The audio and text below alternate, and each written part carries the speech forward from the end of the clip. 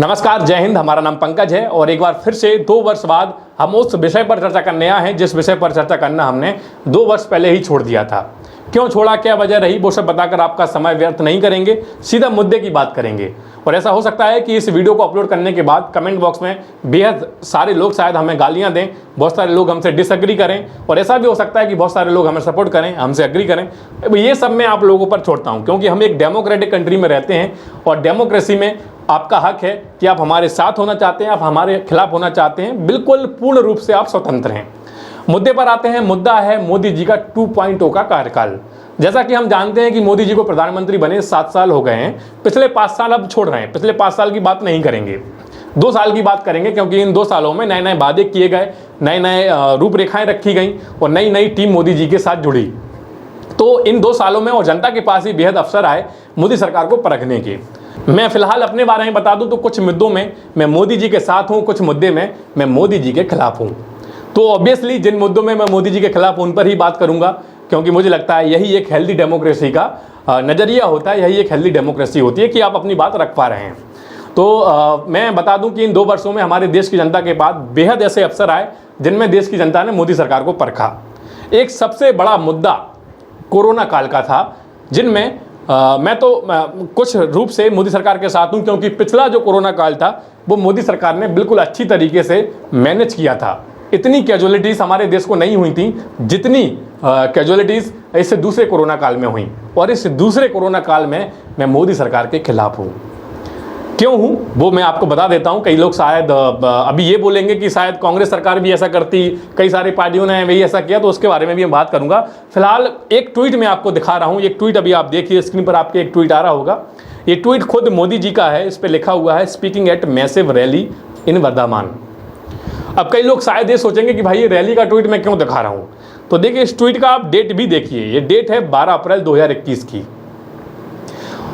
12 अप्रैल 2021 के अगर आप कोरोना केसेस निकालेंगे तो मेरे हिसाब से लाखों में कोरोना केसेस उस दिन ही निकले होंगे जिस दिन ये ट्वीट किया गया। जिस दिन ये रैली की गई उस दिन शायद लाखों की संख्या में हमारे देश में कोरोना के मरीज आए होंगे और हजारों की संख्या में लोगों की मृत्यु हुई होगी।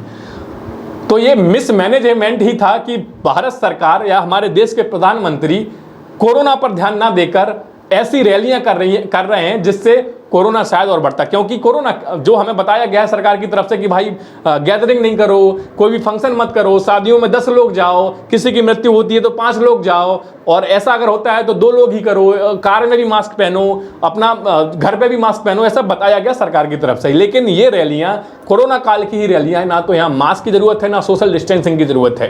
क्यों नहीं है वो भारत सरकार ही या फिर आप लोग भी बताएंगे कमेंट बॉक्स में। तो ये एक रीजन है कि मैं इसमें मोदी सरकार के खिलाफ हूँ। एक ट्वीट और मैं दिखा रहा हूँ आपको। ये ट्वीट देखिए, ये तत्कालीन हमारे देश के हेल्थ मिनिस्टर थे, इनका नाम डॉक्टर हर्षवर्धन जी है और चंद दिनों पहले ही इनको रिटायर किया गया है।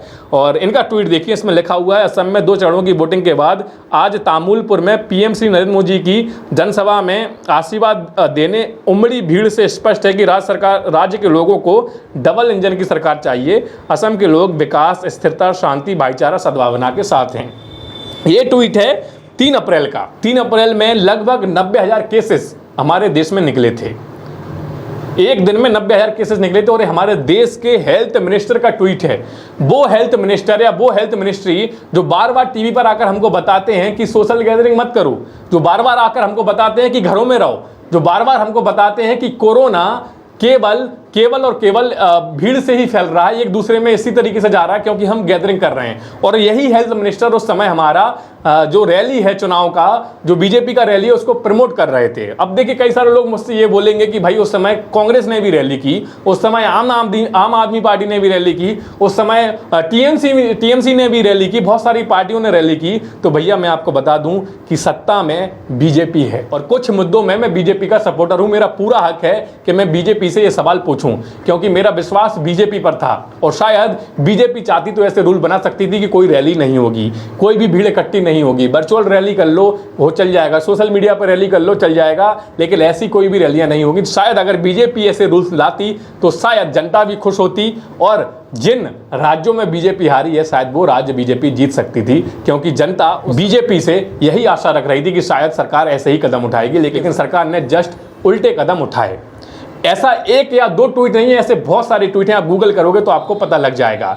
और सिर्फ ऐसा ही नहीं है कि चंद राज्यों में ऐसा हुआ हो। उत्तर प्रदेश में उस समय पंचायत चुनाव कराए गए, क्या जरूरत थी पंचायत चुनाव की? कुंभ मेला कराया गया उत्तराखंड में, क्या जरूरत थी कुंभ मेले कराने की? देखिए, कई सारे लोग शायद इसको आस्था से जोड़ेंगे, लेकिन मैं समझता हूं कि मैं अपने धर्म को अपने देश के बाद रखता हूं। पहले मेरा देश है, उसके बाद मेरा धर्म है। अगर देश सुरक्षित है, हम लोग सुरक्षित हैं, तो हम बाद में ये सब कर सकते हैं, बाद में अपनी आस्था को जिंदा रख सकते हैं। तो इस बात में शायद आप लोग मेरे साथ भी हो सकते हैं और खिलाफ भी हो सकते हैं, लेकिन मैं बिल्कुल स्पष्ट रूप से अपनी बात रख रहा हूं। और देखिए, पंचायत चुनाव जो हुए यूपी में, मैं क्योंकि एक गांव से बिलोंग करता हूं, मुझे पता है पंचायत चुनाव से गांवों को बहुत ज्यादा क्षति हुई है। गांव तक अगर कोरोना पहुंचा है तो सिर्फ और सिर्फ पंचायत चुनाव की वजह से पहुंचा है। मैं एक छोटे से गांव से बिलोंग करता हूं, मेरे गांव में 60 लोगों की मृत्यु हुई है। नाम लेकर बता सकता हूं मैं कि 60 लोगों की मृत्यु सिर्फ और सिर्फ इसी महामारी से हुई है। और शायद पंचायत चुनाव नहीं होते तो कई सारे टीचरों की जान हम बचा सकते थे, कई सारे पुलिस जवानों की जान हम बचा सकते थे, जो हमारे उम्मीदवार थे चुनाव में, उन लोगों की जान बचा सकते थे। और कई सारी जो रैलियां हुई हैं, जो रैलियों में कार्यकर्ताओं की मृत्यु हुई है इस महामारी से, उनकी जान हम बचा सकते थे। तो ये तो हो गया कोरोना काल का समय, जिसमें मेरे हिसाब से मोदी सरकार इस दूसरे कोरोना काल में पूरी तरीके से विफल रही।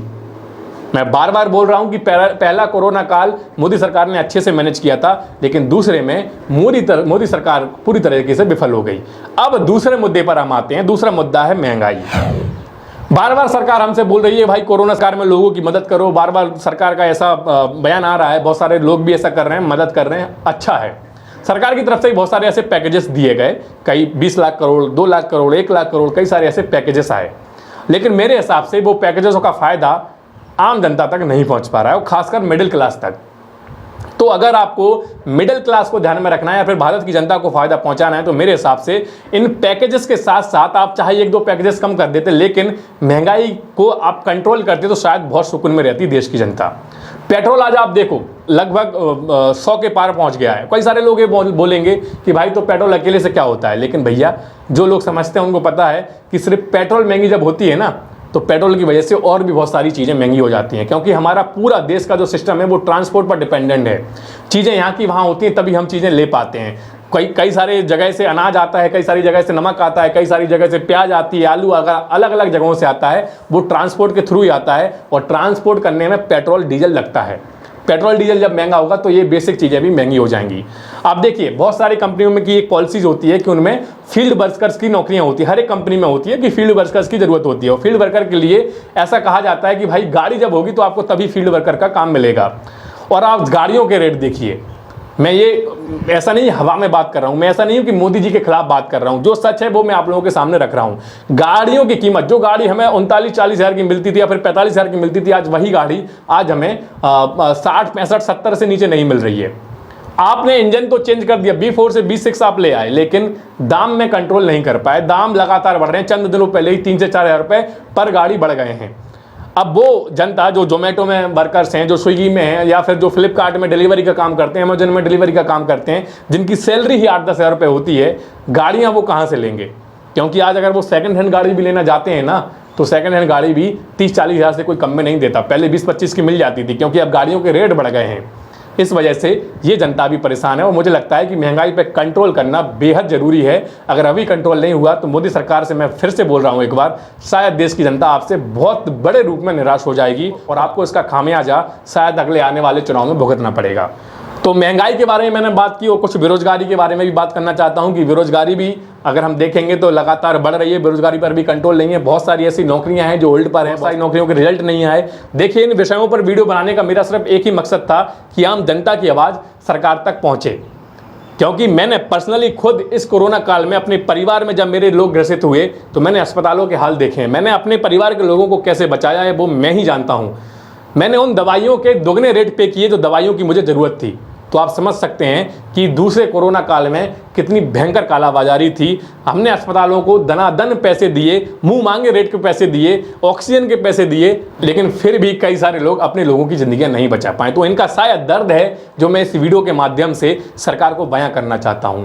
महंगाई भी इस दर्द का हिस्सा है, क्योंकि जब हमारा देश महामारी से गुजर रहा है, कई सारे लोगों की ज़िंदगियाँ चली गई, कई सारे लोगों के परिवार उजड़ गए, उस समय जब ऐसी महंगाई देश में होगी तो आप सोचिए उन परिवारों पर क्या बीत रही होगी, जिनके परिवार में कोई कमाने वाला नहीं होगा, जिनके परिवार की सारी सेविंग्स खत्म हो गई होंगी, जिनके पास नौकरियां नहीं होंगी, जिनके पास रोज़मर्रा के लिए गुजारने के लिए पैसे नहीं होंगे, और महंगाई जब ऐसी होगी तो वो लोग क्या करेंगे।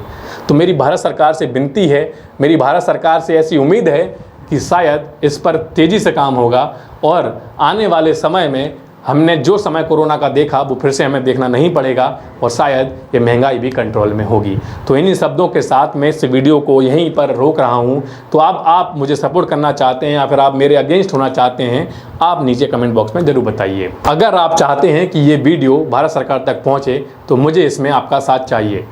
इस वीडियो को आप लाइक कीजिए या नहीं कीजिए, मुझे फ़र्क नहीं पड़ता, लेकिन इस वीडियो को आप शेयर ज़रूर कीजिए, क्योंकि शेयर करेंगे तभी ये शायद सरकार तक पहुंचेगा। शायद हमारे जो प्रतिनिधि बैठे हैं बड़ी बड़ी कुर्सियों पर, बड़े बड़े अहदों पर, उन तक शायद मेरी बात पहुंचेगी। तो उम्मीद है कि आप इसको शेयर ज़रूर करेंगे।